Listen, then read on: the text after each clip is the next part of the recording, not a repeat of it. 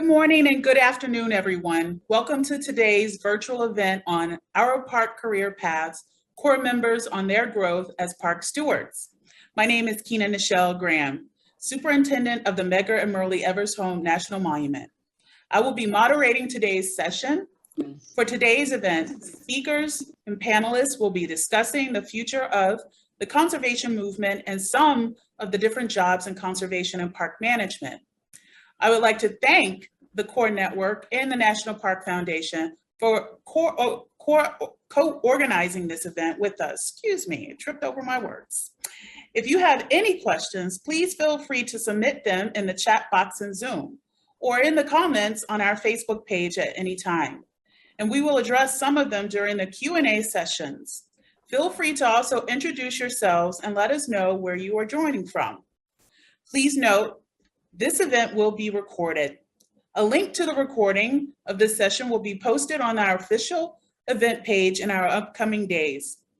The event will be live captioned within Zoom and also available at the link, which will be posted at the end of the chat. I will introduce each speaker and panelist as they come on. To begin, I am pleased to introduce Dr. Tracy Ritchie, Vice President of Education and Engagement, National Park Foundation, who will explain partnerships and work related to Service Corps. With that, over to you, Dr. Tracy Richards. Thank you so much, Superintendent Graham. Good afternoon, good morning to everyone on the West Coast. It's been so wonderful to see how many different places are populating our chat right now and where you are all tuning in from. So thank you so much for joining today. And happy National Park Week. This is a really exciting week. It's one of my favorite times of years. Before joining the National Park Foundation, I actually worked for Earth Day Network, earthday.org. And so I was focused on Earth Day all the time. It was a lot of what we talked about. But now we're here in National Park Week, and it's just such a great time of year that everyone is thinking about what they can do for the planet, how they're connected to our environment, and it's just kind of at the forefront of everyone's mind. So I love that we're having this conversation today during Earth Week to think about all the different ways that we can support our natural resources, our cultural resources, and all the great assets that our national parks have to offer. So thank you so much for affording us the opportunity to join you today and give a few opening remarks. Service Corps is a project that, honestly, I wish I knew more about when I was younger. I wish I was a Service Corps or Youth Corps member at the beginning of my career. I think the experiences that you're going to hear more about today are just so transformative, so impactful, and create such lifelong stewardship and care ethics for our national parks, and are all just really cool opportunities. And I'm excited that you're going to hear more about them today. So I'm so excited for the Corps alumni that are here today, and I'm hoping that there's some prospective Corps members in the audience as well that would see this as a great opportunity to join. The National Park Foundation is thrilled to support the work of the Corps members year after year. We do so from generous grants from individuals, from foundations, from corporate entities, and people all across the country, and federal appropriations as well. So these funds make this work possible, and we are so impressed of what the Corps members are able to do during their time of service. Not only are they recognized for the amazing work such as trail maintenance or invasive species removal, but also preservation of our cultural resources. And we're most excited for this upcoming year funding in fiscal year 22 to talk more about climate resilience, what our Corps members can do to help our national parks be more resilient through mitigation and adaptation strategies in the face of a changing climate. So thank you for all that you do to make this work happen. Thank you for making our parks safer, more beautiful, and more resilient in the face of a changing climate. So again, thank you so much. We're so happy to be here. We're so happy to support the work of these Corps members. And I look forward to hearing this conversation. So back over to you, Superintendent Graham. Thank you, Tracy. Next, we have Mary Ellen Sprinkle, President and CEO of the Corps Network, who will share how TCN has 140 Corps networks and counting across the nation. And some of the speakers we will be hearing from today's program are from the Corps Network. Over to you, Mary Ellen. Thank you, Superintendent Graham. And thank you to our friends and partners at the National Park Service and the National Park Foundation for organizing this event, and for your longstanding support of the Corps community. Thank you also to our friends at AmeriCorps, who you will hear from in a moment. Every year, AmeriCorps supports thousands of Corps member positions and helps make these opportunities possible for thousands of Corps members. And thank you to the Corps members who have agreed to serve on our panel. Your leadership inspires me. Our public lands and our communities need you, need committed, thoughtful stewards like you. I appreciate your willingness to share your stories and hopefully inspire others to follow in your footsteps. And I look forward to hearing about your experiences and about your ideas for how we can improve Park Service pathways. As Superintendent Graham noted, my name is Mary Ellen Sprinkle, and I have the privilege to serve as the President and CEO of the Corps Network. We are an association that represents, as Superintendent Graham stated, more than 140 organizations across the country that collectively engage more than 20,000 young people in conservation service every year. By working with a wide range of partners like the National Park Service and the National Forest Service, Corps complete important conservation projects on public lands across the country. Last year alone, our Corps members restored more than 600,000 acres of habitat, planted more than 240,000 trees, built or improved over 14,000 miles of trail, and accomplished much, much more. So absolutely doing a great amount of work to make recreation accessible, protect the environment, and respond to climate change. And while we're serving in these positions, Corps members completed high school, earned almost 10,000 industry recognized certificates, and in many cases, earn money and funding for additional education. So the Corps Network is very excited to co-host this event. It's not only National Park Week, it's also Earth Week, and it's also Volunteer Week. So a lot to celebrate, and sort of everything Corps in one week.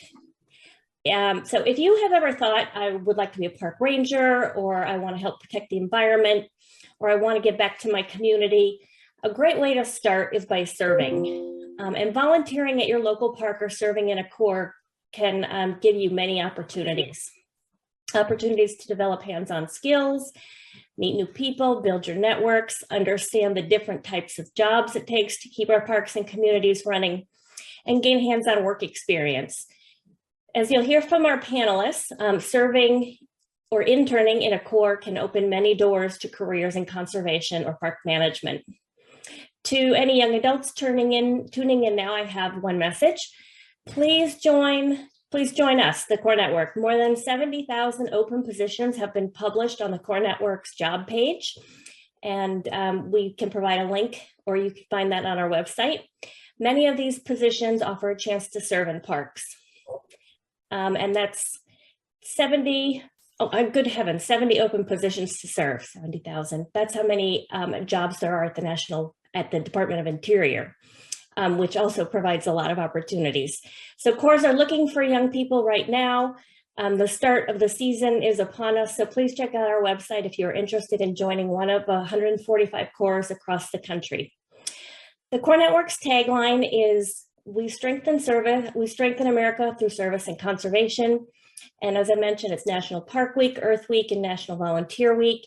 And I give thanks to all of our panelists and all of you in the audience who are providing conservation service and environmental stewardship right now. And I will turn it back to Superintendent Graham.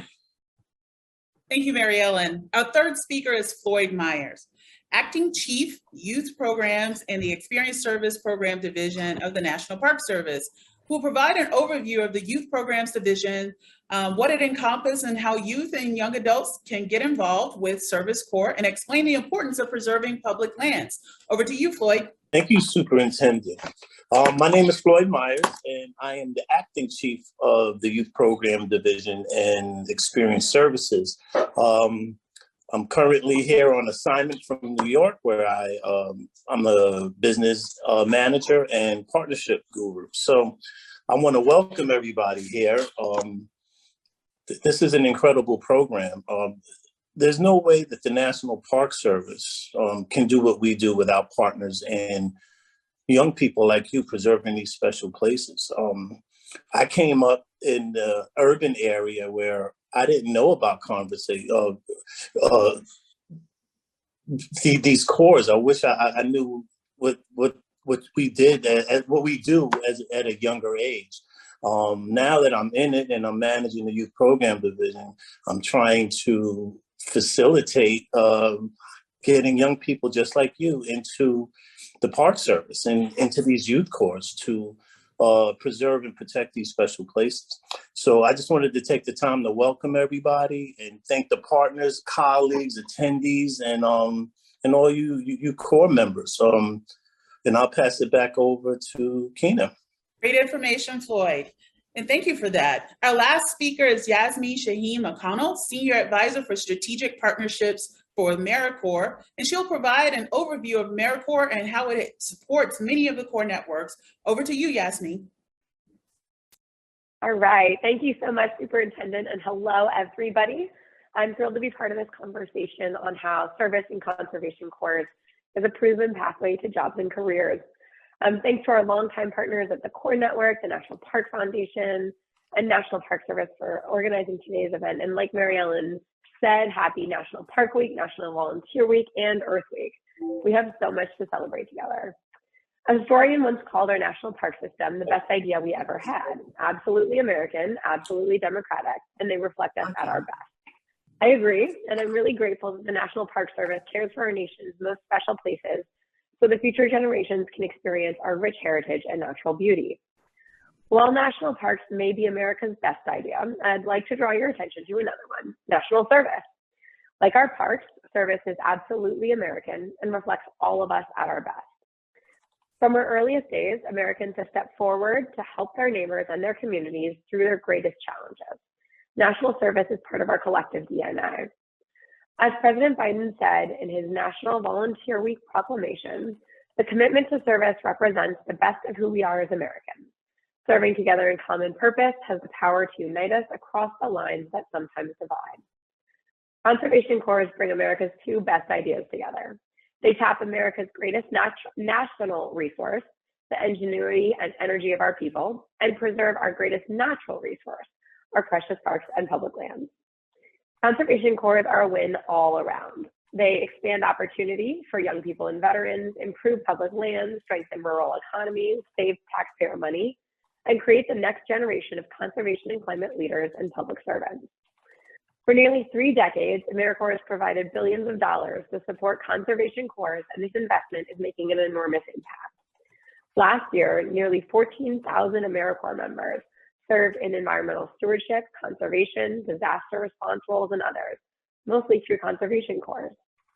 There's so many benefits of conservation corps, but today's event focuses on one of the most important, how they are a pathway to employment at the National Park Service and other organizations. As you're about to hear from our amazing panel, service in AmeriCorps and conservation corps provides members with the training, skills, and hands-on experience that can directly lead to jobs and careers. Those skills are both specific to their service, like habitat restoration, trail building, preservation, and general skills of leadership, creativity, teamwork, problem solving that all employers look for. As an AmeriCorps alum myself, I can attest to the value of this experience. And so can the more than 600 companies, organizations, and government agencies with a total of 2.3 million jobs that have become employers of national service, committed to recruiting AmeriCorps alumni to fill their workforce. This path is especially critical for young people from under-resourced communities who face some of the toughest prospects for employment. As we work together to expand economic opportunity and address longstanding racial and economic inequalities, national service and conservation is a proven pathway to the green jobs of the future. It's also very beneficial to federal agencies, many of which are facing a retirement wave and are looking to bring younger, mission-driven leaders from a diversity of backgrounds onto their teams. Given this track record, conservation corps are poised to play a key role in helping address the greatest challenge of our nation and the planet, tackling the crisis of climate change. The science is clear. Climate change poses an existential threat. But with aggressive and concerted action, this is a crisis that can not only be averted, it can be a transformative opportunity for our economy, the environment, and our health and well-being. When President Biden thinks about climate change, he thinks of jobs. Dealing with the existential threat and increasing our economic growth and prosperity are one and the same. Over the past year, the administration has taken numerous actions to advance this goal, including by passing the bipartisan infrastructure law that provides hundreds of billions in new funding for conservation, climate resilience, weatherization, firefighting and prevention, and clean energy investments. We're working across agencies and in partnership with state, local, tribal, and territorial governments and conservation and service corps to expand and meet this challenge and create the next generation of climate, conservation, and resilience leaders. To meet this moment will require a partnership between federal agencies, nonprofits, and the private sector. So if you're a nonprofit or foundation listening today, let's work together to meet this need. And if you're a young person about to start your career, I encourage you to go to AmeriCorps.gov and learn about the thousands of opportunities to make a difference for the planet while jumpstarting your career. Thanks so much. Back to you.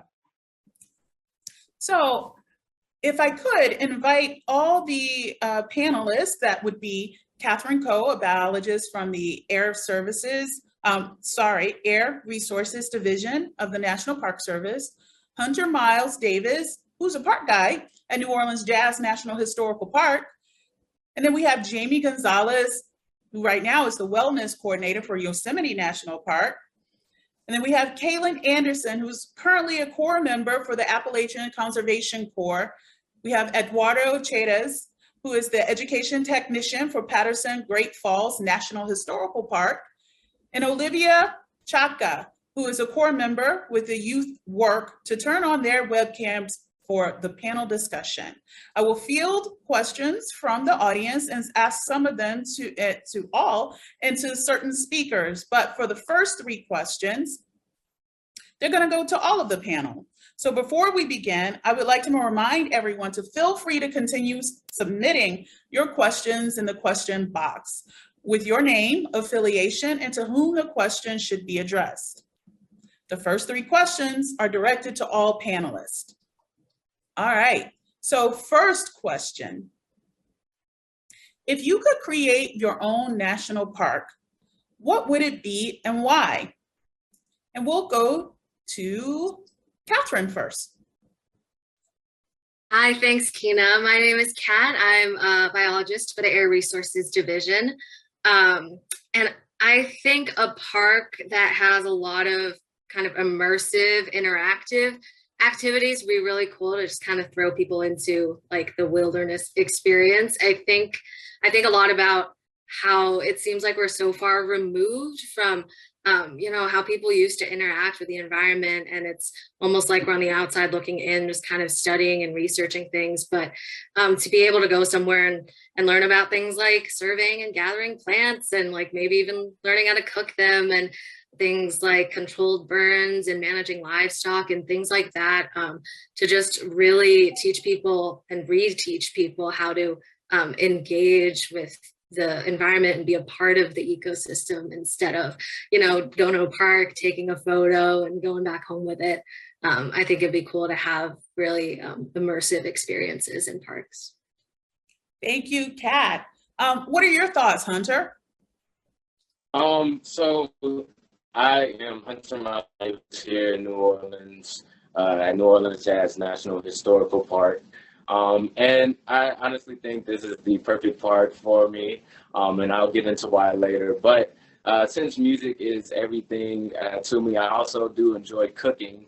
So if there was a park that was dedicated to cooking, the many cultures that make up America here, that would be great for me to sit and learn how to make different cuisines. That would be amazing. Oh, fantastic. And Jamie, what are your thoughts? Yeah, I would love to see a park with music and art incorporated into the wilderness. It looks like Hunter has a start at that, so maybe we can build our park together.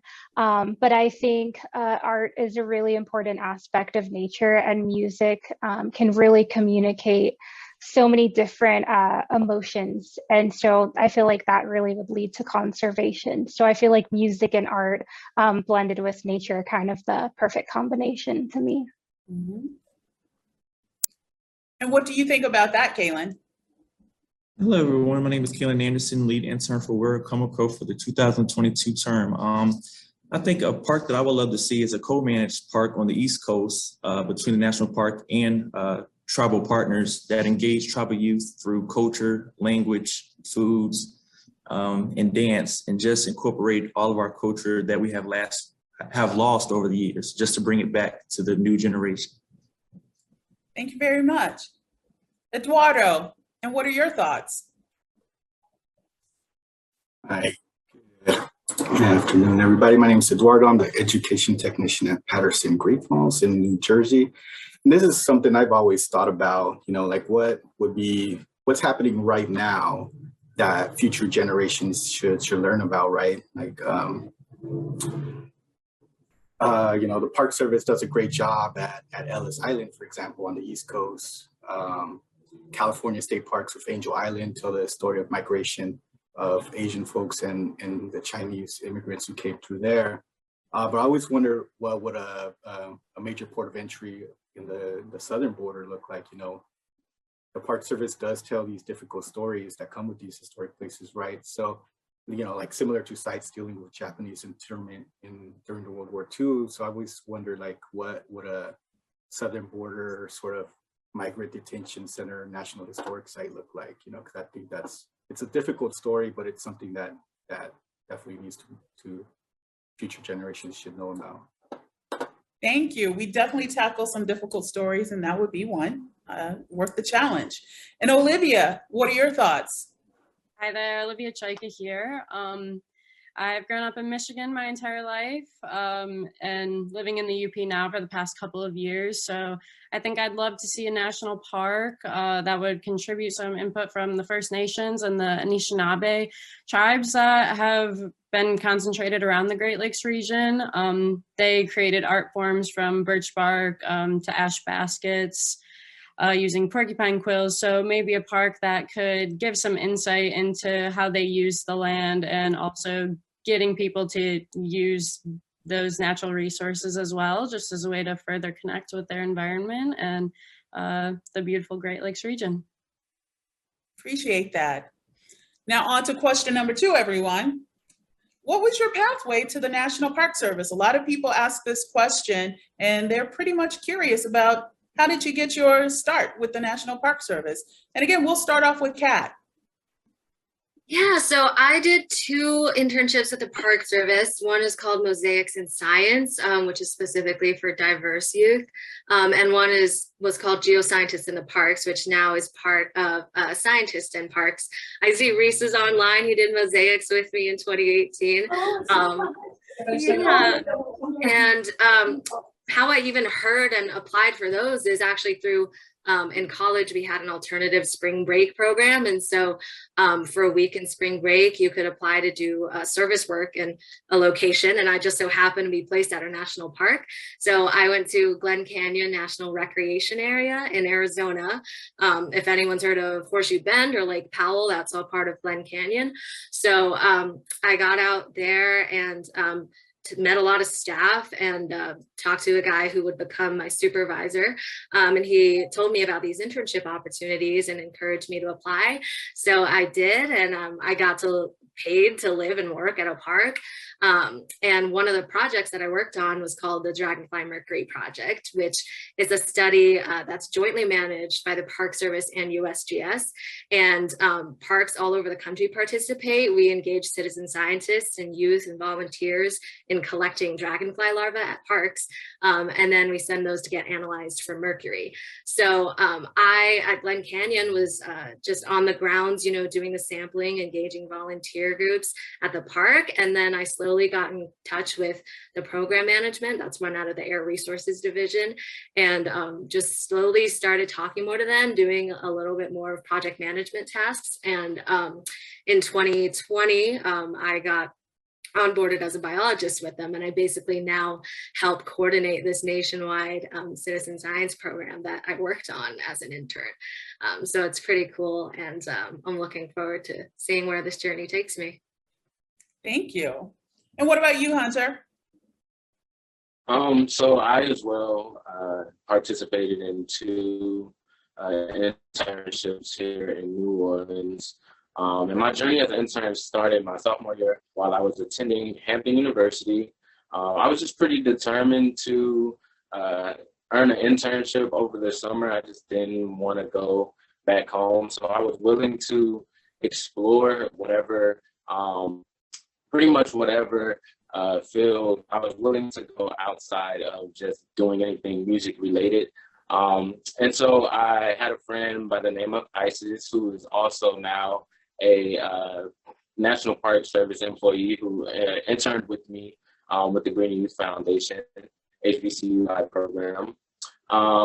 We both ended up getting into the Park Service through that organization, and I went to the same website that she did, and the last internship that I saw that was available was here in New Orleans. Mm-hmm. And so luckily I was, as I said, I was prepared to do anything, but I went to the website and saw the perfect opportunity for me. So I applied, and within that first year, I had the opportunity to do a lot of different things.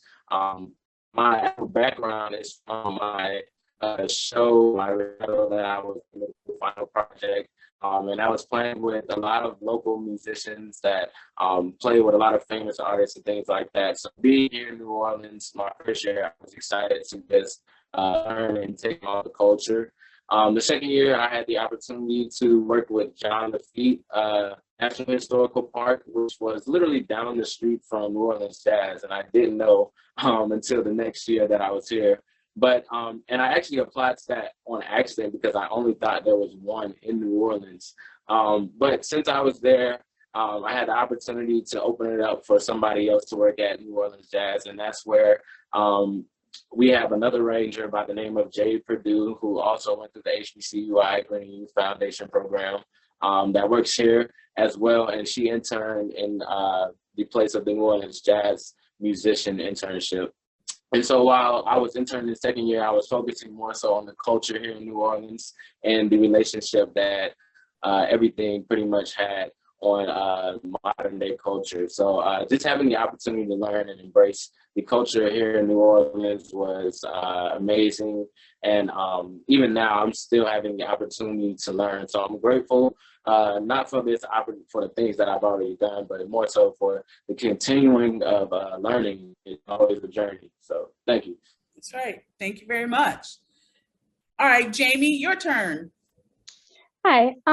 Initially, I started when I moved to Yosemite working for the concessionaire here. Eventually, I was working in our parks wellness center.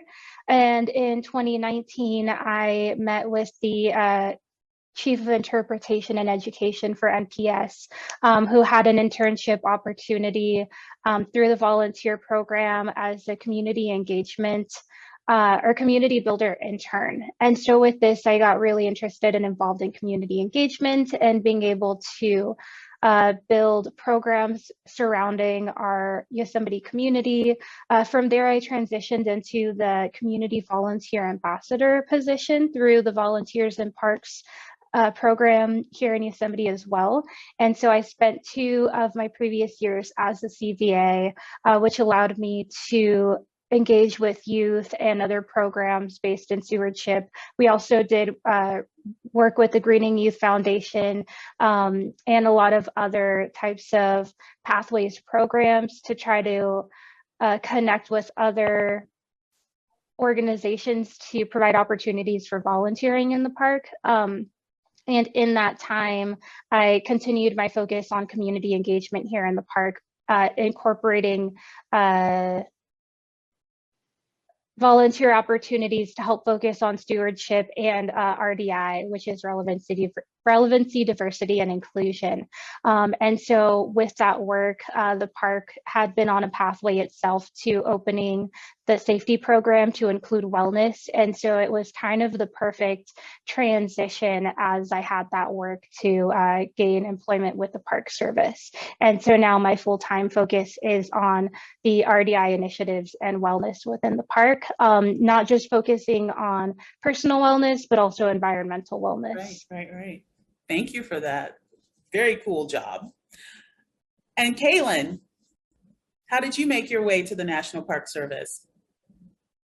Yeah, so during 2020, I received my associate's degree in mechanical engineering and wanted to a change of pace, and I found the Word Comical internship through Captain John Smith Historical Trail and through the Appalachian Conservation Corps.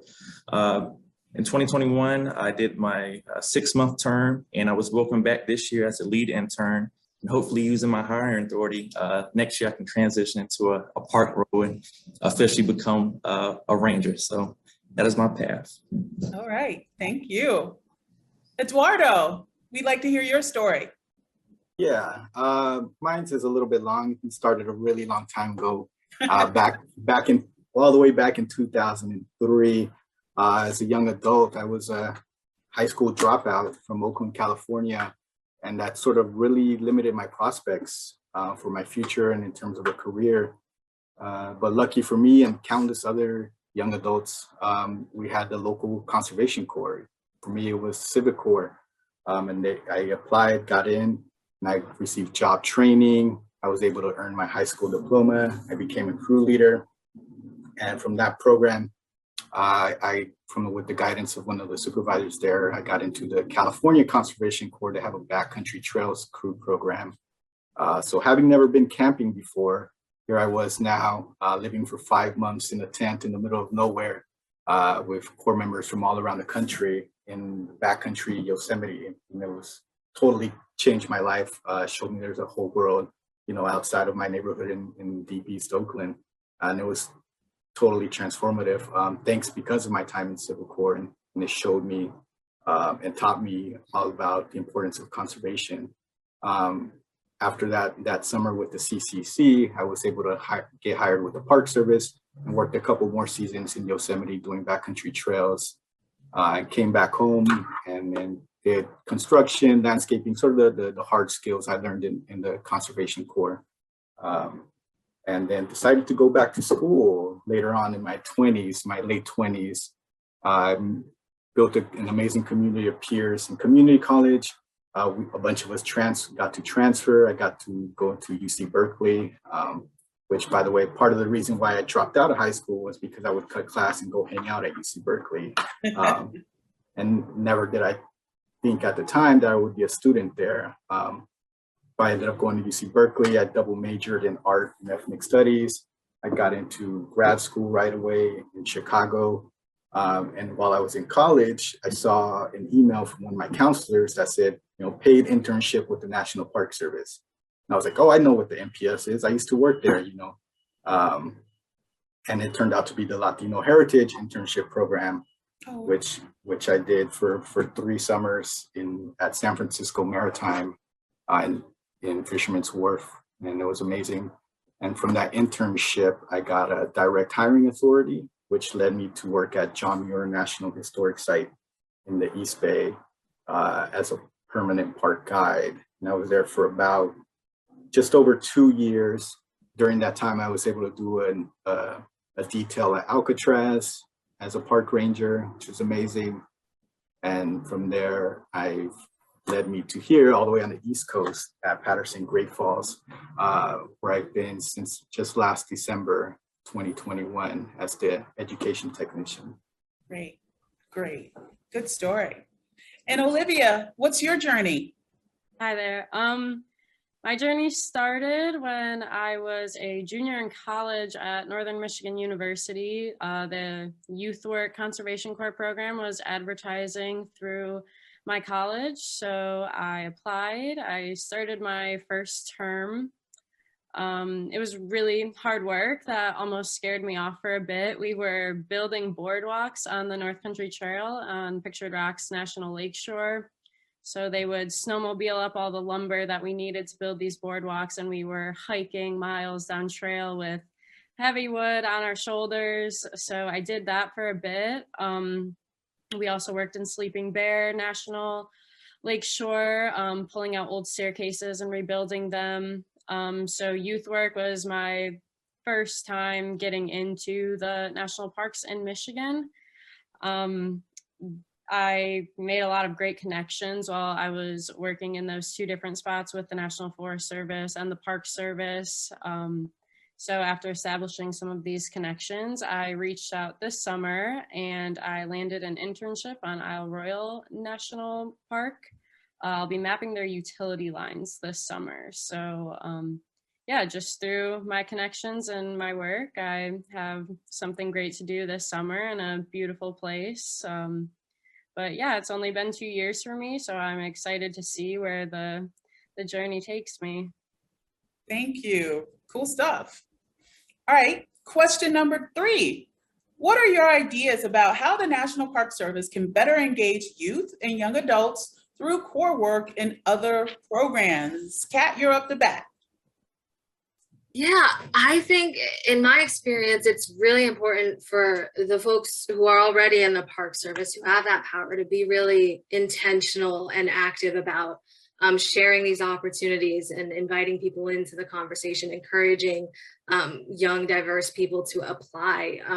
That's really how I got roped into it, is you know, someone who believed in me. Shout out to Lonnie Pilkington at Glen Canyon, who became my supervisor, you know, saw potential and said, hey, there's these opportunities. I think it'd be a great fit. You should apply. Because, you know, you can see from this chat, there's people who are interested, who are capable, but sometimes it feels like there's only so much we can do on the other end of things, you know, trying to break in and get your foot in the door. So it really helps to have people in the Park Service, you know, putting out these positions, recruiting and engaging people. And it really helps to have people on that end, you know, reach out and take you under your wing and really guide people through this process. I think is going to help with recruitment and retention. Thank you. Great answer. And what about you, Hunter? What are some of your ideas? I also would echo recruitment. Just going to college campuses and kind of starting there, because before I spoke with my friend, I had no idea about you know, many National Park Service things, and funny enough, there's one located right in the city of Hampton that, you know, I didn't know about until I became aware of the Park Service. So it's just getting more awareness so that people know that there is something for them within the Park Service, no matter what they really do. There is a specific, you know, seat and spot for you, no matter your field. So again, just recognizing and being in the atmosphere of awareness, that's what I would say is better. Okay, thank you for that. And Jamie, what are some of your ideas? Yeah, I think just taking advantage of groups that already exist. So with recruitment as well, finding out something like foster groups for foster children or other types of groups already established in underprivileged communities. One of the challenges we have here is we don't have storage for supplies like tents, sleeping bags, and things like that. So being able to provide those supplies, so when we're connecting with those groups, it's a more seamless transition into getting them here. So recruitment and being able to provide a little bit more on our end to really build those connections. Very great idea, yeah. And Kaylin, do you have any good ideas about this? And so the ongoing mantra when you talk to a lot of core members is, I wish I would have did this sooner. So I think getting back to especially the youth, especially coming out of high school, where the 3 choices are 9 to 5, military, and college. And a lot of people just don't realize the amount of opportunities and possibilities that becoming a core member, what that might lead you to, especially roles going into NPS. So just focusing on those youth groups, especially in rural, underprivileged, inner city areas, and just educate them on the many possibilities that can possibly come out of being a core member. Great, yes, thank you for that. And then we have Eduardo. Yeah, to echo what other folks have been saying, you know, there are organizations in the communities right now doing conservation work. You know, organizations like Civicor, where I started at. You know, how does the Park Service, how do these big government agencies build bridges to these grassroots organizations, you know, already doing the work? I think it's an important question to ask. Thank you. And Olivia, you have any thoughts on this question? I do. I'm really proud of my company, YouthWork, in this regard, because they do deliberately recruit members from varying backgrounds, varying talents, capabilities, and especially targeting young adults who face barriers to employment. My program also offers lots of technical skills training, and I think that's something very important that course should offer, because then you'll leave your summer term with knowledge that lasts past the summer. I got my wilderness first responder, and it just makes me feel so much more safe when I'm out in the backcountry or anywhere near the shoreline. Like I have this lasting knowledge that I can carry with me and use to help in my daily life, because I'm not working as a full-time Park Service employee. So yeah, I would love to see core programs finding the funding to offer certifications that are easily transferable to other programs or other core opportunities. So yeah, to be able to complete those crucial service projects in parks, and then also complete important training that will last beyond your work season. Great, great. Thank you all for that. So thank you, Catherine, Hunter, Jamie, Kaylin, Eduardo, and Olivia. Now it's time to open up for the Q&A session. Panelists, please keep your webcams on. And now I invite all the speakers, that's Mary Ellen, Floyd, Yasmin, and now Lisa McClure, Senior Management, on behalf of the National Park Foundation, to turn on their webcams and keep them on for the remainder of the event. Please continue to submit your questions through the chat box, and we will do our best to address them. So let's see what we have. This is a question for Catherine, Jamie, Hunter, Eduardo. And the question is, what has the transition from core member to employee been like for you? Let's start with you, Catherine.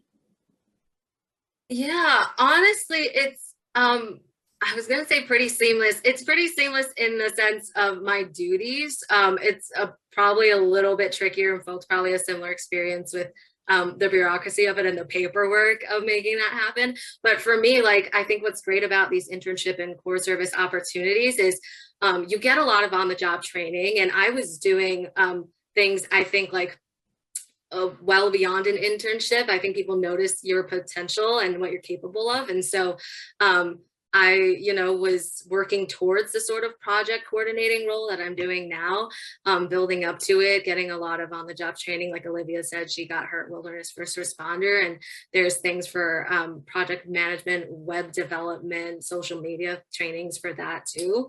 And so for me, it was pretty easy. I kept a lot of the same people in my network and work with similar folks. And so people, who are already employees too were really helpful in kind of aiding me in that transition. Thank you. And how has it been for you, Jamie? I would say also fairly seamless and echo the paperwork. Being a little bit of a unique experience. Work on that. For the most part, a lot of the duties that I'm doing now, I was able to do as a core member. My supervisor was amazing at being flexible to professional development opportunities. And with Conservation Legacy, they actually give you time for professional development, provide professional development funds. And so I was able to take courses and things that I was interested in and have time allocated to my passion projects. And so I was able to gain this position. I don't want to say based off of that, but I feel like it definitely helped. Thank you so much for that. And what are your thoughts on that, Hunter? How has it been for you, that transition? It was pretty easy. I enjoyed the fact that I was coming back into an environment that I had been exposed to already with working through my internships. So as echoing what others have already said, it's just a matter of having the opportunity to go ahead and pretty much get on the job training during those internship times. So now my responsibility has increased here, but I still feel very prepared for the role of those interns. Thank you. And lastly, Eduardo, how has your transition been? Yeah, I came in doing trails, and now I'm sitting in front of a computer most of my day. But, you know, I used, you know, once you get into the Park Service, you can sort of, you know, I like to say that any job you want to do, you can do it in the Park Service. If you want to do underwater archaeology, if you want to lead school groups, if you want to be law enforcement, you can find it in the Park Service. You know, I came into trail maintenance and I found myself as an education technician now, you know, developing curriculum and working with school groups. So the transition is, has been, you know, someone mentioned a lot of developmental opportunities, and I think that definitely helps. So once you get your foot in the door, you can kind of see what's here for you, and you can find what you want to do. So it's been great. Great, thank you for that. Another question, and this is for Yasmin and Mary Ellen. Could you shed some light on this question? What types of careers outside of the parks do Corps members typically explore after their service Corps experience? Yasmin, would you like to go first? Sure, I'm happy to. I don't know if there is a typical alum, to be honest. There is a wide diversity of careers. After you serve, you can go on to any number of things. You can work in business, you can work in nonprofit. I know people who have started their own companies afterwards. So many folks go into public service afterwards, which is, I can attest to being a fantastic line if that's what you're interested in. So there's a broad diversity of things available to you. Like I mentioned, the skills that you pick up as a Corps member that are specific to your service, you may want to continue with, right? People can go on to be firefighters, they can go on to work in recycling, green energy, et cetera. Or those team building, leadership, grit skills that are more widely applicable, you can lean into and then apply to other interests you have. I think it was Hunter who wanted the national park on cooking, and maybe you'll want to apply those for a career as a chef. So I'll turn it over to Mary Ellen to see what else she has to say. Okay, thank you. Mary Ellen. Well, Yasmin did a pretty good job of covering the space. She's absolutely right that there are sort of endless possibilities in terms of where a Corps member, whether you're a Conservation Corps member or an AmeriCorps member, can take their skills, both their soft and their hard skills. If you are particularly interested in land and resource management, of course, any of the federal land and water management agencies have thousands of job openings. There are similar openings at the state and local. You could work in your own community doing resiliency planning or working with the Parks Office. If you're interested in math and science, you could go to a university or research institution and study climate change and habitat monitoring. You could go work with endangered species, animals. The possibilities are sort of endless. And as the field of sort of sustainable careers or green careers grows, I think you have an opportunity to build your own pathways. Electric vehicles and alternative transportation, wind, solar. All of these are kind of areas where I think Corps members can bring unique skills and perspectives to the community. Disaster response. A number of our Corps members go into firefighting. I was with a young woman who graduated from a Corps, and she's going to Montana to be a smoke jumper. So she's going to jump out of an airplane and right into the middle of fires. Now that might not be your thing, but really Yasmin is right. The skills that you develop while you are in a Corps are transferable to just about anything. And the possibilities are really endless, particularly right now. Thank you. Lisa McClure, this question is addressed to you. How does public policy and community partnerships figure into your work and future careers? Definitely. So I think this really kind of dovetails really nicely into the question that Yasmin and Mary Ellen just answered, but partnerships are an incredible part, as well as kind of government relations. A lot of our funding for our Service Corps work with the National Park Service comes from federal funding and federal appropriations. So there's a very close tie-in to this deep-seated need to, give back to our national parks and give back to our national land. So definitely a tie-in. We couldn't do this work obviously without the community partnerships and the incredible network of Service Corps organizations that we have. And then there's also, kind of to play into the other question as well, the other flip side of this is our corporate partnerships as well, where as the official partner of the National Park Service, we would love all of our Service Corps alumni and Service Corps members to be able to go and become NPS members and rangers if that is their goal. But we're also interested in showing kind of the variety of skills. And again, this community partnership cohort and network that we have, that, if you want to go take your skills that you've learned and worked at Apple in their corporate sustainability sector, that's something you can do. Or if you want to work for Carhartt because of their commitment, there are so many large organizations and large companies that really have a commitment to sustainability, to conservation, to environmentalism. And how can you take this experience to transfer it in that light?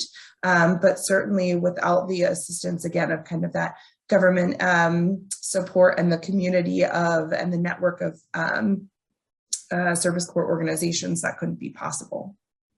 Thank you. All right, Floyd Myers, are you on? Yeah. All right, this question is for you. What opportunities exist that can help address the lack of affordable housing for Youth Corps program staff and participants? I'm trying to answer that question myself. So there are some parks in our area that provide housing, right? That have park housing, but many of our parks are in urban areas where we don't have housing. So this is a conversation that we've been trying to address for a very long time. And actually, George McDonald we were discussing that maybe a week ago, how to find some resolve to this. And we really don't have an answer for park housing at this moment. It depends on the park and where they're located and if they offer that. Thank you. So many people are asking questions about how and where you can find out about these opportunities. Perhaps we can start with the panelists and then ask, how did they hear about the opportunities? And then we'll go to the speakers about how do you advertise this? Because so far what we're hearing is word of mouth, but, is there a bigger strategy at hand to make this more widely known to so many youth and young adults? So we will start again with our panelists. Kat, how did you hear about these opportunities? Yeah, it started out, like I said, with volunteering at a park through alternative spring break program at my college. And then some staff and supervisors at that park pointed me to a lot of websites, AmeriCorps, Conservation Legacy, NPS youth programs, that covers everything from scientists in parks to mosaics, things like that. And in my experience, if you're in high school or college, just be open to opportunities where you might not expect them. I went to Vanderbilt University in Nashville, and it's very much, pre-med medical focused. And I studied ecology with 6 other people in my class. But I heard about similar opportunities through, outdoor groups and volunteering at a greenhouse and things like that. And so if you're not, necessarily being steered towards where you want to in your major or something like that, just be open to opportunities from anywhere. Okay, thank you. So Hunter, how did you hear about this internship? Because previously you said that you're near a historically Black college and university, but you didn't hear about it from there. So where did you hear about the opportunity? Yeah, so my friend Isis, she gave me information about the internships through the Green Youth Foundation. And so after I saw those, I was, like I said, was prepared to do anything, whether that involved, a more scientific approach or internship or, just again, leading, daily talks about whatever area it was that I was around. I was just pretty much prepared to do that. But again, I was fortunate enough to find this park that was pretty much perfect for me. So. Okay, thank you. And Jamie, did you go to a big, website, message board? How did you hear about the opportunity? I actually heard about the CVA opportunity from the CVA. It's a 2-year opportunity, and she was actually in her last year. So it was also word of mouth.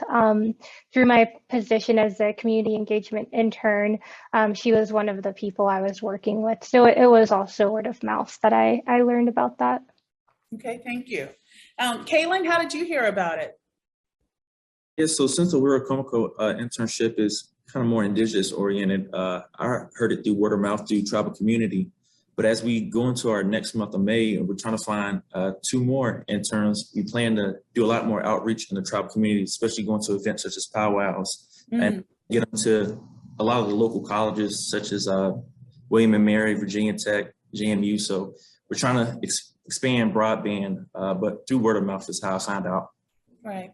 You said through powwows. Do you think it's a good idea for the National Park Service and other organizations to engage with their tribal partners to see if we can come to events like that? Yes, so a lot of tribal partners would love for NPS and other partners to come out. I know that's kind of a debate in the office is, are we doing it just to check off a box? Are we doing it for a sole purpose of building partnerships? Gotcha. When you go out to powwows and tribal events, that shows them that you are putting a foot forward to build those healthy relationships. Okay, thank you. Eduardo, and how did you hear about this? Yeah, so the Conservation Corps, it's in the community, it's serving the community. And I had an older brother who went through the program about Civic Corps, through Civic Corps, and he's the one who told me about it. We also had another brother who we told about that also went through the program, right? That's sort of the importance of these types of organizations in communities like Oakland and in urban communities to get folks re-engaged and a second chance. So that was super helpful for me. And a lot of the parks I've worked at have been in urban, I know this looks like a big waterfall, but Paterson, New Jersey is the 3rd largest city in Jersey, and it's very, very urban, very diverse. And we're in the community. The community has been here before the Park Service was here, so it's their park. We have a duty to serve them.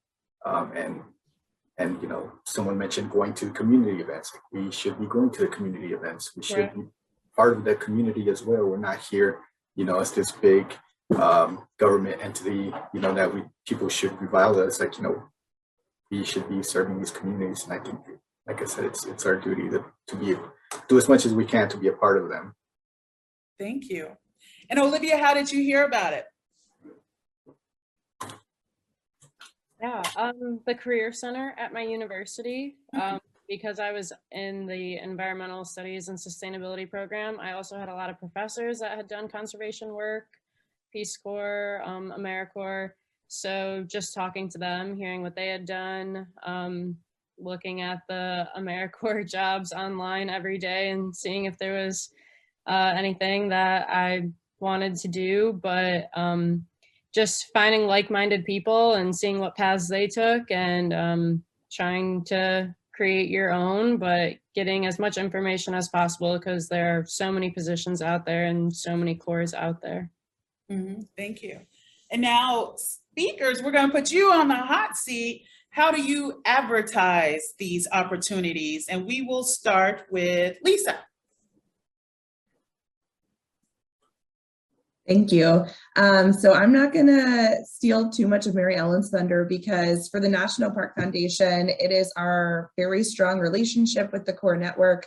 And that's kind of how we really talk about the core opportunities. But I really would just like to emphasize and to amplify the messaging of the panelists, and especially with Kaylin talking about, we at the National Park Foundation really want to be a partner to you all in authentic change and seeing more equitable experiences and people in our park. So the word of mouth seems to be the most common form of kind of sharing and spreading the word about service corps experiences. But we just want to, you know, be able to lean into that and make a bigger commitment and a bigger announcement and just share the incredible work that you all are doing for your national park. So just really appreciate the panelists kind of sharing their experience in this space, but also, again, we wouldn't be able to talk about and to do the work that we do without our relationship with the Core Network. They're an incredible kind of repository of information and a place to go to see some of the core experiences that are out there. So that's definitely kind of our main go-to way of advertising. But I will say in the comments, I know that there have been a lot of questions about recruiting youth and high school students and how can we let them know about those opportunities. So again, I think it's just talking about your experience, sharing about what you've done, sharing that there are other pathways to career employment other than the kind of traditional 3 models that are potentially out there. Thank you. And Mary Ellen, how do you get the word out? Well, as the National Association of about 145 corps, it's one of our sort of responsibilities to raise the profile of corps and the core movement. And we do try to do that a number of ways. We have, as I mentioned during opening, there's a website on the Core Network that talks about open positions at corps. And we try and spread through Congress, the administration, and the public. We try and spread the word through press and core member stories, convenings. We have core members of the year who are great ambassadors for the Core Network and the core movement. Kaylin was a 2021 core member of the year. But each of the individual corps does a lot of their own recruiting. And if they are community-based, it can be through community-based organizations, boys and girls clubs, public institutions, public schools, social service programs, or word of mouth, as a couple of folks have mentioned. Some of our programs recruit regionally or nationally. You can go on the Core Network's website and look up each core that's part of our membership and see what they're doing, where they're located, what positions they have open. You could apply to become a core member in Hawaii, if that's where you want to spend the next 6 months, or Alaska or Maine. Cores operate in every state. The Core Network has also been working closely with the administration, and Yasmin has been part of a working group for the administration that has been trying to build the core community from the current number of core members, about 20,000, to maybe double that or triple that, depending on sort of where resources are available through AmeriCorps, through the National Park Service. And if that happens, we really need all of you to become advocates and get people excited about this. We can talk about it at the national level, core directors can talk about it, but really you are our best advocates. So I would just urge you to keep talking about it. Come to Washington and talk about it with your members of Congress, to your state and local officials, but really you guys are our best ambassadors. But if we do have an opportunity to really grow the field, we're going to sort of need an all hands on deck to fill all these slots. And the reason this is happening is because this administration is very interested in and concerned about climate change, and views corps and core members as a key partner in tackling and mitigating climate change. So the work that you're doing is super important, and we really need to grow it. Thank you. And Floyd, how does the National Park Service, how do we get the word out to people about these wonderful positions? You know, up until recently, we weren't allowed, you know, before social media come along, to even market what we did, right? So nowadays, with social media, it makes it that easy. And then we kind of depend on the word of mouth piece and the course to actually help us do that kind of recruitment, you know. but there is information available on our websites to where we can direct people to go look for these opportunities. Hello. But we really depend on the course. Thank you. And Yasmin, did you want to sorry, did somebody say something? Yasmin, did you want to piggyback off of what Mary Ellen said? Oh, I'll have very little to add to what my colleague said. The only thing I will say is that all AmeriCorps positions, or most AmeriCorps positions, are available online at americorps.gov/join.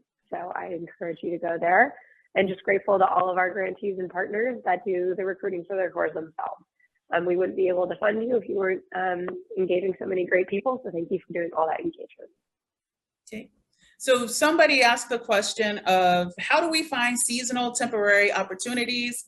They said last year, CBS Sunday Morning featured a job for seniors collecting data and national parks.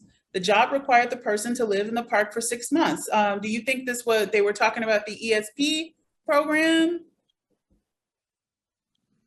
Probably, Kina, but we have the usajobs.gov website that we can direct everyone to. And then once again, going back to the individual corps, there's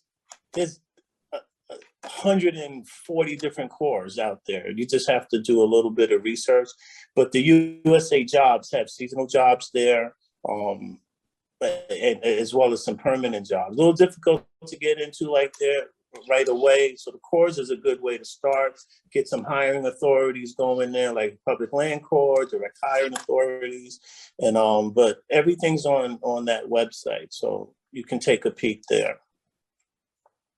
Okay, we do have a question. It says, hello, my name is Tracy, and I'm viewing on behalf of my son who is in class.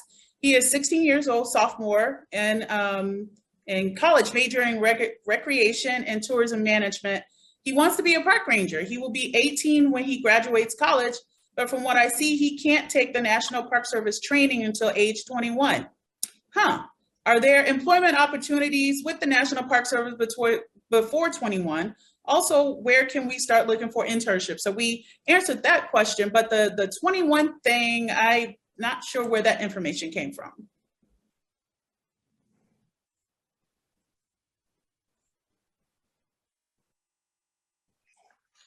Well, the corps, once again, going back to the corps, right? They're like the feeder programs to get into the National Park Service.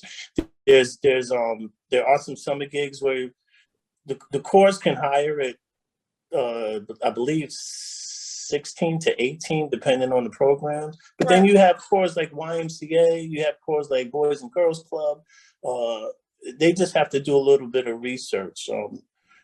And there's volunteer stuff in the parks as well. So there's things available on either individual park websites, and this is a great time to start looking, or on the national websites. And I believe there's going to be information at the end of this program where we can direct people to. Yeah. And again, and from what I can understand, what Floyd is saying is that each corps has their own requirements. However, for the federal government, it's 16 is the age where you can start working. And so I know of people who work for the National Park Service to this day that got their start working and started working part-time or whatever when they were 16 years old. Yeah, I think Jim McCullough just sent in something in the chat, giving some direction. Okay. And to piggyback on what my colleague said, positions in the Park Service is like positions in the regular private industries, right? There's firefighters, there's law enforcement, there's business managers, there's lawyers, there's accountants. So anything that you can find pretty much in the private sector, you can find in the National Park Service, and the corps are a good way to get there. Exactly. We have a question from Hannah Merrick. She says, as a youth that does not live near a national park, do you have any suggestions for how to get a good experience that will help lead to NPS jobs? And I would open this up to everybody in a sense of, do we have any former Corps members or current Corps members who are working, got their start actually working away from home, or is that something that you're doing right now? But also internally, as far as National Park Service and our other speakers, you know, this goes back to the park housing. There are parks that have park housing, and that could be a way to, you know, work at a national park. That's there's not one outside your front door. But any of the Corps, former Corps and current Corps people who got an internship away from where you grew up, and if so, you know, how was that experience? Anyone can jump in if Let me take a stab at that really quick. Yes, sir. Right? So Got it. There are Corps that you don't have to be around the national park, because there's Corps where you can meet at a certain park, they'll probably fly you in and you work at that park for the summer. Is it going to be 5-star housing? Probably not. A lot of these Corps, they camp out. That's part of the experience. They actually bring their camping equipment and they'll camp out for 2 to 4 to 6 weeks, you know? So those are some opportunities there. Groundworks, Green and Youth, Boys and Girls Clubs sometimes have it. YMCAs have it. It's just a matter of doing a little bit of research. Thank you. I know there's a group based out of Vicksburg. I live in Jackson, and I think it's AmeriCorps. They're based out of Vicksburg, Mississippi, but they're dispatched to places all over the Southeast to do work. Okay, William Cheek, what are your ultimate goals now that you have spent some time learning the ropes and getting your feet on the ground? I think he has this question for our panelists. Like, you know, how do you see your career going from now?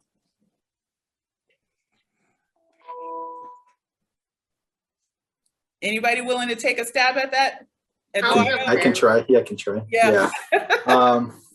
Yeah, I'm going to be permanent now next week for 3 years in the Park Service, and I'm hoping, you know, this is my career, and I'm almost 40 now, so this is where I want to be in the Park Service. So I just want to keep you know, doing interp, working with the public, doing education, you know, maybe be a supervisory or you know, looking further ahead, chief of interp. I don't know, interp is just something I love to do, and you know, again, it's creating the opportunities for visitors to connect to the resource and connecting with the visitors. So it's something I'm definitely looking forward to in my career with the Park Service. Thank you. And Hunter, did you want to answer that question? Oh, yes. Well, I am less than a year into the Park Service, so I'm pretty excited just to, again, be learning every day while I'm here.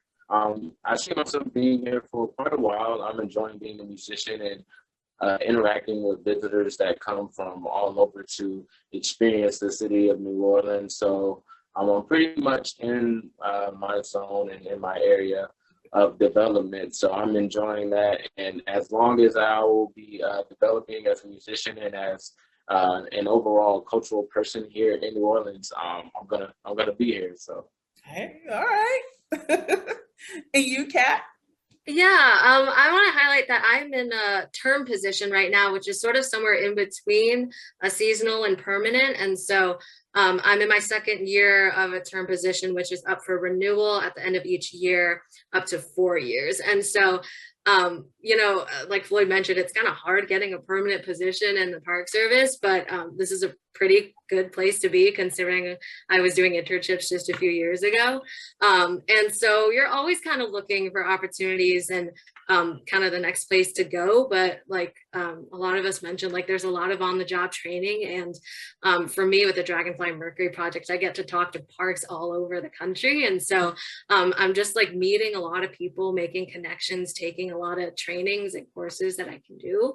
And, you know, hopefully that'll keep leading to the next thing. And I think for a lot of us, we might share the same sentiment of, you know, just doing what you love because you love it and for the fun of it. And I think there's a billion ways to do that with Corps and the Park Service. So that's I don't know so much of a goal as like a guiding principle of just, I want to make sure I keep doing a job that I love and working with people that I love. It is pretty cool. I will say that. People ask me every day, do you love your job? And I go, yeah, today I do. And then I say it tomorrow, today I do. I keep loving it. We do have a question from Michael Fiorillo. He says he's heard a common sentiment around the more you advance in managerial positions, the more you lose out on the time you spend outdoors working in the field. Do any of you have any suggestions for dealing with situations like this? And I will actually go with our speakers. I mean, you're all, vice presidents and heads of divisions and what have you. Do you miss being out and about in the field? And if so, how do you deal with that? So we'll go with, any of you want to take a stab? Mary Ellen, Floyd, anybody? I'll take a stab. I never actually coming in. I always kind of been a business manager in an office, never really working in the park. However, over the last couple of years, I've been fortunate to work at some really cool places. All of the Central Alabama parks, Tuskegee Airmen, some of the Montgomery, Booker T. Washington, actually Patterson, New Jersey, Great Falls, and most recently Martin Luther King. So the job provides me to working for the Park Service. It's limitless. It depends on what you want to do, right? If you want to work in the park, you can get into an office that's actually in the park at a high grade or a high level. If you like business stuff, you want to be in the office, you can do that too. If you like being in the office, this is one big network. That's what this is. And it takes every piece here to make this system work, And I'll leave you with this. This is probably I've worked in a lot of gigs in my time, right? This is probably one of the coolest jobs that, and it's work still, right? I often tell people that I work in a place where everybody else vacations at. Yeah. How bad could it be, right? And we make this thing run. And, as much as I hate to admit, I'm aging out. There's going to have to be some new people coming behind us to take over this good work. And that's what we're depending on. The younger folks coming in, the people on your panel who just got here, and the core members to take over where we leave off and keep building this thing. Yeah. I would say that I get out to the field as often as I can. I try and visit. With COVID, obviously, it's been limited these last couple of years, but I spend a fair amount of time out visiting our cores and our core members on the road. And that's really where I get inspired. And really then I can bring back, and I am also fortunate to have a job that I absolutely love. So I think there's a theme going on here. If you kind of get to work in the core space, the outdoor space, you are very, very lucky. As Floyd said, we get to work where other people vacation. But I know the director of the National Park Service, he is on the road all the time, visiting cores, out working with core members. So you can, sometimes it takes intention and strategy, but you can kind of build in outside engagement into kind of whatever job that you have. And it's really important to do that. So you remember why you're doing it, even if you're sitting at a desk. So I would certainly encourage anyone who goes into this field to take care of themselves and to continue to love the outdoors. That's great, Mary Ellen. I had a mentor when I first started the National Park Service, and he told the staff that we had to get out, even though I was a park ranger, but for the entire staff, you had to get out at least once every 2 weeks because you had to know why you were doing what you were doing. He didn't care if you were secretary, law enforcement, or whatever. At least once every 2 weeks, he himself would do that as well. But I will say to you, when I do ranger work now, and I'm on my feet, I think to myself, how did I ever do this day after day? I worked on the National Mall. Good Lord, my feet hurt. But anybody else have any suggestions? I was just going to say, I agree with Mary Ellen as well. I think we're kind of all in a space that allows us to really lean into being in the outdoors, but even in organizations that may not have a direct connection to conservation or environmentalism, there are so many companies that have employee resource groups, and you can start a conservation employee resource group, and everyone has a place, a hand to play, and a place to be in our green spaces, in our outdoors. And so how can you help to see and make that connection where you work, even if there's not as direct of a line of engagement, but it's incredible to be able to just partake and participate in these beautiful places that we have. So try to incorporate that wherever your path may lead. Thank you. And trying to see if I missed any questions. We talked about where you can find positions, but Nina Pulley did have this question. What is the process for advocating for funding internally as well as an intern? So I would say National Park Foundation in particular, as well as the core networks. I mean, how do you go about advocating for funding?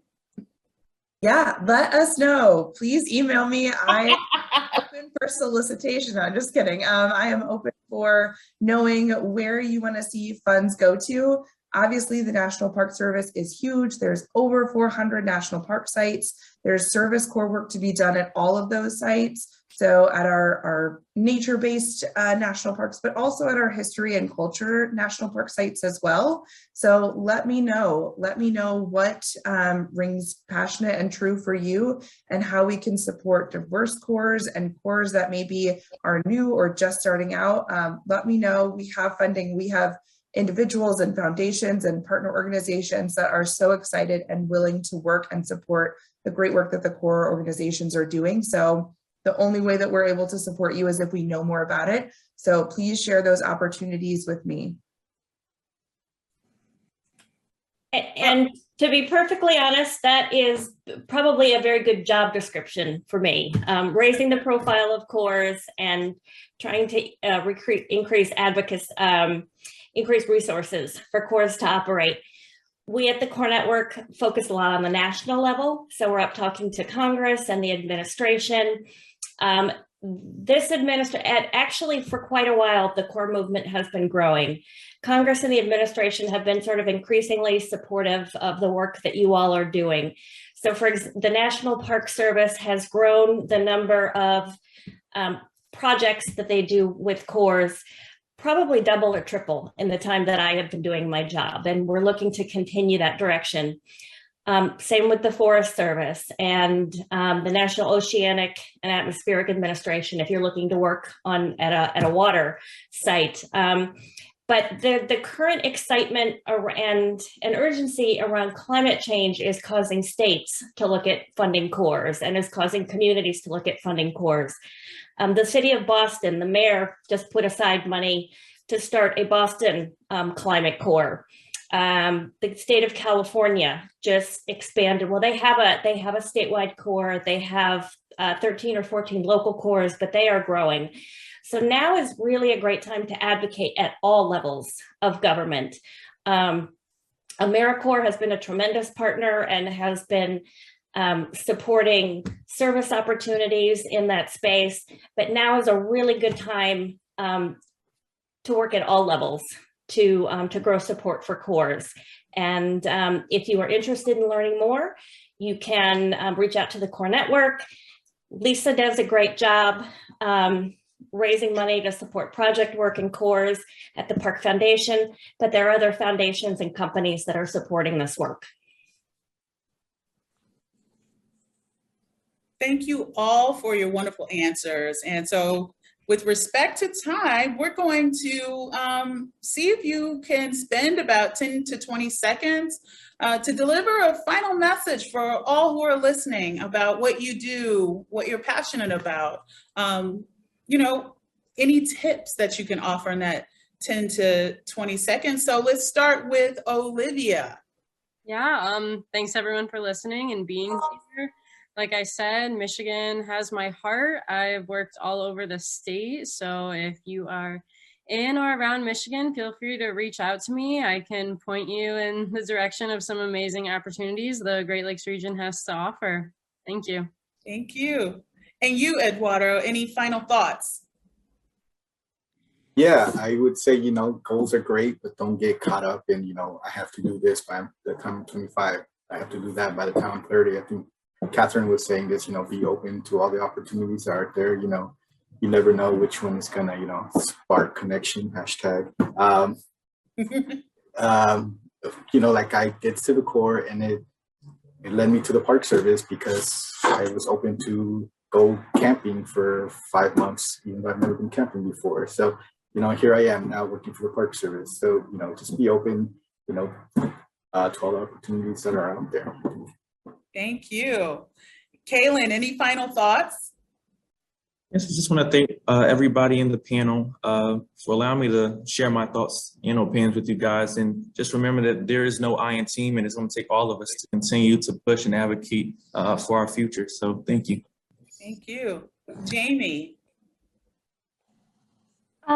Yeah, I think the thing I would like to leave with is just being open to opportunities and not expecting that they're always gonna come to you. You really have to find out what you're passionate about and then seek those opportunities. Also, not being afraid to fail. There's a lot of times where we're trying new things and it can be a little intimidating, but just be open and be willing to kind of get in the thick of things. And I think that's where opportunity really lands. Thank you. Hunter, any words of wisdom?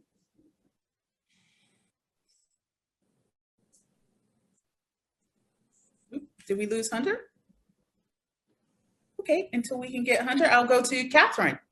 Kat. Yeah, thanks. So echoing a lot of the sentiments, say yes to, taking chances, those healthy challenges. I was born and raised in Jersey, went to school in Nashville, and then came out to work in Arizona and Colorado. And I've never looked back, but, all those experiences made me who I am. So just go for those opportunities. And then on the other side, apply for those fundings, write up those job descriptions, apply to have interns at your parks, because it really takes the effort from both sides to make ends meet. But when you do, it's amazing opportunity. And as you can see from everyone on today, it pays off. It sure does. Thank you. Yasmin, any final thoughts? Thanks to everyone for being part of solving all of our challenges around climate and conservation. We're so proud to work alongside all of you. And to those of us on the line with me today, thank you so much for your service. Floyd? I just want to tell a quick 20-second story. When I first started this gig back in 2009, I was in Federal Hall and a couple came in. And at that point, it was like 403 national parks. They had their passport books. And Federal Hall on Wall Street was the last national park that they had to visit to have stamped every national park in their book. They actually visited 403 national parks. And I thought that was real special. Yeah. I say that to say because the Park Service can't do it alone. We need these partners, and we need the Corps, and we need this new generation to come up. And it seems like the word of spreading word of mouth, you bring one in is the way to go. But it's a wonderful place to work. I'll just close with that. Thank you. We have Mary Ellen. Gosh, I don't think that there is really too much to add. I mean, the core member, the graduates nailed it about taking opportunity, about not being afraid to fail. And I would echo what Floyd said earlier about the National Park Service, about there are jobs for everyone there. In land management and resource management, there are jobs at every level, out working in the dirt and building things, figuring out how to keep parks open and bringing in money, or how to manage the transportation flow, to guiding people down rivers in rafts and marketing outdoor gear. But there are also spaces in urban communities that have opportunities for you to serve and work. So what I'd say to core members, I think is true of our field in general, is that there's something for everyone. Thank you. And Lisa, you have the final word. I love it. Thank you. I just want to say thank you so much for all the panelists for being here and for everyone who's on this virtual event. Our next generation of Service Corps members, just go out there and give it a try. You all are the protectors and the keepers of our national park land, and we look to you to guide us in these next years and these upcoming chapters on how we can be better stewards of our land and how we can really preserve these areas and places for your kids to come. So thank you so much for your work and commitment and your willingness to try new things. Great job. Thank you. Now, this concludes the session for today. I would like to again thank all of the speakers and panelists for their remarks and our audience for attending this event. If you would like to send comments or questions about today's event, please contact npsyouth@nps.gov. The event recording will be available on our official event page, which will be shared in this chat. Be sure to also follow the National Park Service Youth Programs Division, the Core Network, as well as the National Park Foundation on social media as well. Thanks and have a great day.